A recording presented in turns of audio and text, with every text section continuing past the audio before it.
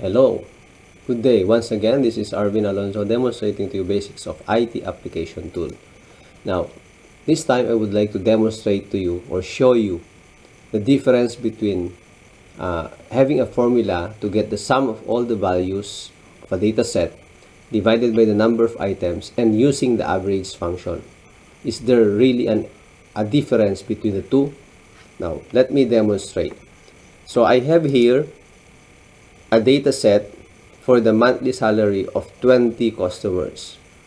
If I will apply the first one, getting the sum of the values of the data set divided by the number of items, then probably I will have this formula equals, perhaps I can even use sum function here, sum of B2 up to B21. Let me just check. B2 up to B21 divided by 20. There are 20 items in the data set. So if I enter this one, we have, by the way, we have 40,197. Using the average function, we can have equals average of B2 to B21. They have the same values, the same result, but check if I will remove one of the data sets.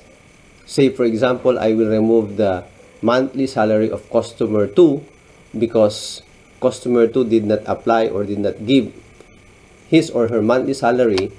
You notice now that there is already a difference between the two values. What made the difference? For this one, the values, the sum of all values was still divided by 20. But for the average function, the sum of values divided by the number of items with numeric values.